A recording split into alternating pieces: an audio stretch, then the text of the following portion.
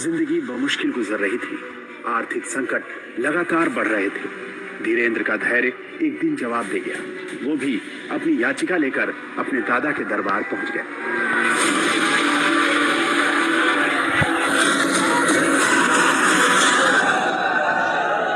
हमारे पिताजी कुछ करते नहीं थे। भूख की स्थिति में दादा गुरुजी का फक्कड़पन था। वो परिवार से नाता तोड़ा, मतलब तोड़ा। तो उन्हें मतलब नहीं आप जी रहे कि मर रहे। उनके पास तो अगर याचक अर्जी करता बन के जाओगे तो वो अर्जी उठा के बालाजी के पास रख देंगे। ये नहीं कि ये हमारा सगा नाती है, ये हमारा सगा पुत्र, तो इस पर ज्यादा कृपा हो जाए। हम भी गए सबकी भांति। हमने भी अपनी विपदा कही कि 3 दिन हो गए हैं, कुछ खाने तक को नहीं है घर में। रहने का 16x12 का कच्चा मकान, वो भी बरसात में घाट के पलंग के नीचे सोना पड़ता है। बारिश की बूंदें गिरती हैं। कब तक ऐसी जिंदगी जिएंगे? कुछ नहीं तो ऐसा कुछ कह दो, कर दो, भोजन ही चलने लगे। जिंदगी में कुछ नहीं तो पिताजी कुछ करने लगे, ऐसा कुछ कर दो। गुरु ने बस बाहें पकड़ी। अवस्था 10-11 वर्ष की थी। बाहें पकड़ करके बोले तुम मुझसे मत जुड़। और सीधा बागेश्वर बालाजी से जोड़ दिया। 2010 में दादा का निधन हो गया तो अचानक बाल धीरेंद्र की दुनिया ही उजड़ गई। लेकिन गुरु तब तक अपना काम कर चुका था। सन्यासी बाबा ने लीला की। स्वप्न में आभास होने लगा।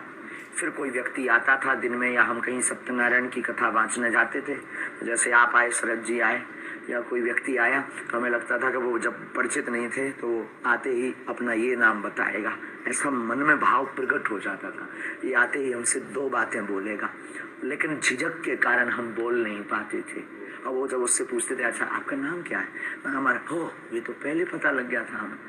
धीरे धीरे उसकी उसका परिष्कृतकरण हुआ, शुद्धिकरण हुआ। धीरे धीरे जागृति हुई। फिर अज्ञातवास की साधना की और वो यात्रा और ये यात्रा ऐसे प्रारंभ हो गई। 1 साल अज्ञातवास में रहने के दौरान धीरेंद्र शास्त्री अपनी भावी योजना का खाका तैयार कर चुके थे। वो लौटे तो बालाजी की सेवा में जुट गए। 9-10 साल की अवस्था से ही हमने बालाजी की सेवा की। जब बच्चे खेलना सीखते थे तब से हमने हनुमान चालीसा का पाठ, और गुरु ने जो विधान बताया वो मीडिया पर बताने का विषय नहीं है, वो अनुभव का विषय है। कभी आप आइएगा तो उसको हम आपको बताएंगे कि हमने क्या क्या अपने जीवन में मुश्किलों को सहा, कितना हनुमान चालीसा का पाठ किया, रातों भर हनुमान जी के चरणों में बैठकर रोए हैं, रातों भर हवन किया है। उसका ही ये परिणाम है जो आज सनातन संस्कृति का झंडा जगह जगह गाड़ा जा रहा है। धीरेंद्र शास्त्री ने खुद को बाबा बनाने के लिए तैयार किया। कई बड़े कथावाचकों के कार्यक्रम सुने, एक मोबाइल खरीदा ताकि उनके वीडियो देख सके, और फिर उन्होंने अपनी कर्मभूमि उसी बागेश्वर धाम को बनाया जहां उनके दादा का दरबार लगा करता था। धीरेंद्र शास्त्री ने दादा के अंदाज में ही दरबार लगाना शुरू किया, पर्ची निकालना शुरू किया।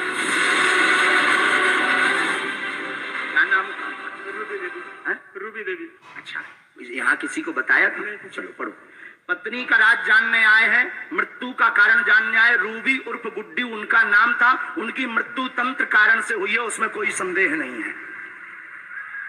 माइक से बोलिए, यही पर्चा बोल रहा, यही पूछने आए।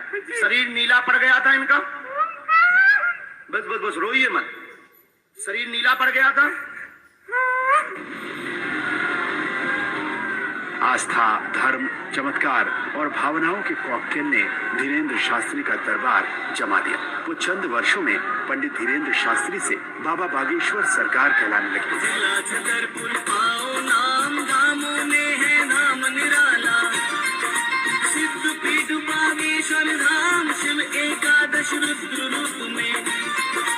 हमें बहुत चाहत तू, वो आज भी चाहत, आज दौड़ के पाँव पर हमारे, अबे भी आया तो पर के पाँव पर है हमारे।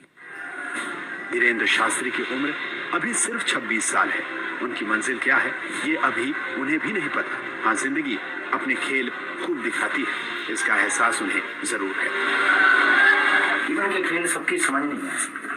कब क्या कर दें, गुरु कब कृपा कैसी कर दें, कह नहीं सकते हैं। मतलब यहाँ हम अपने जीवन में ये जो भी है हमारे लिए सबसे बड़े चमत्कार है। खाना पीना, भोजन, रहन सहन, सब चमत्कार से कोई किसी का नहीं।